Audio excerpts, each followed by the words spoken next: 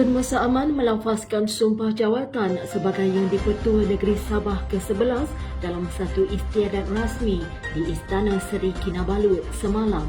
Musa tiba di Dewan Istiadat bersama isteri Tuan Puan Faridah Tusin pada jam 10.11 pagi dan melafazkan sumpah jawatan pada 10.22 pagi. Beliau kemudiannya menandatangani surat sumpah yang disaksikan Hakim Besar Sabah dan Sarawak Tan Sri Abdul Rahman Sedli. Mufti Kerajaan Negeri Sabah, Datuk Bungsu Jaafar membacakan doa bagi kesejahteraan negeri sebelum Musa meninggalkan istiadat pada jam 10.43 pagi.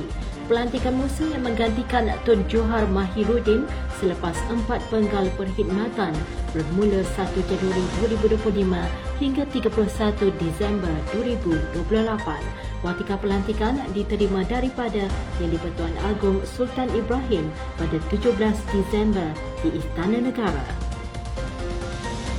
Dari Undang-Undang dan Reformasi Institusi, Datuk Seri Azalina Othman Said mengucapkan Selamat Tahun Baru 2025 kepada rakyat Malaysia sambil mengimbas pencapaian kerajaan madani sepanjang tahun 2024.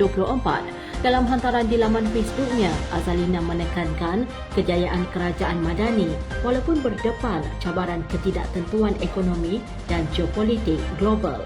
Beliau yang juga Ketua Penerangan UMNO Malaysia berkata, sepanjang tahun 2024, kerajaan madani berjaya melakarkan pelbagai kejayaan dalam dan luar negara dan amat berbangga dengan segala pencapaian ini yang membuktikan keteguhan serta komitmen kerajaan dalam memberikan yang terbaik untuk rakyat.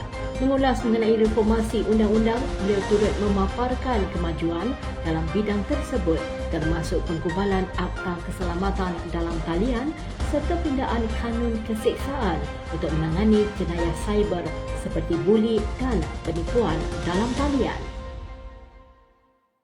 Timbalan Perdana Menteri Datuk Seri Dr. Ahmad Zahid Hamidi menyatakan harapannya agar tahun 2025 menjadi tahun melakar kejayaan baharu serta membawa kemajuan bermakna kepada negara. Dalam pengutusan tahun baharu yang dikongsi di laman Facebooknya, beliau menekankan keperluan untuk menggandakan usaha dan memperkukuhkan azam demi kesejahteraan rakyat. Beliau yang juga merupakan Presiden UMNO menyatakan tahun 2025 adalah tahun untuk memastikan kesejahteraan rakyat terus menjadi keutamaan agar tahun baru ini membawa lebih banyak kemakmuran, kebahagiaan dan keberkatan.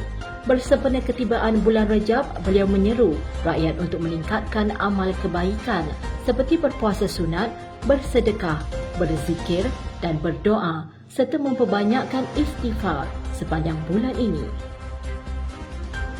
Pengerusi Hubungan UMNO Negeri Sabah, Datuk Seri Momotaradin menegaskan bahawa pilihan raya negeri ke-17 adalah peluang penting bagi rakyat Sabah menentukan masa depan yang lebih baik untuk negeri itu.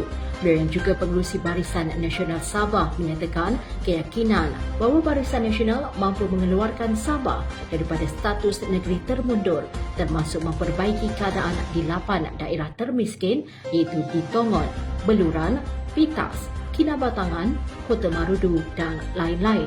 Menerusi hantaran di Facebooknya, beliau memaklumkan bahawa Barisan Nasional Sabah kini giat mengadakan jelajah gerak 17 di seluruh negeri dengan sambutan yang memberangsangkan daripada rakyat. Bermotor turut mengkritik Kerajaan Gabungan Rakyat Sabah yang menurutnya gagal mentadbir kerajaan negeri dengan lebih baik. Bendahari UMNO Datuk Seri Tengku Adnan Tengku Mansur menyuruh rakyat Malaysia untuk memperkukuh tekad dalam memperjuangkan masa depan negara yang stabil dan makmur sempena Tahun Baharu 2025. Dalam pengutusannya, beliau menekankan bahawa Tahun Baharu adalah masa refleksi untuk menilai perjalanan politik negara, khususnya peranan UMNO dan Barisan Nasional dalam memenuhi amanah rakyat. Ujarnya pada tahun 2024 membawa pelbagai perubahan besar yang mencorakkan lanskap politik negara dan ini membuka peluang untuk UMNO dan Barisan Nasional memperbaiki kelemahan dan memastikan sistem demokrasi serta keamanan terus terpelihara. Beliau turut menegaskan pentingnya kestabilan politik dalam memastikan keharmonian dan kemajuan ekonomi negara dengan mengingatkan bahawa ketegangan politik selepas PRU 14 memberi kesan besar kepada negara.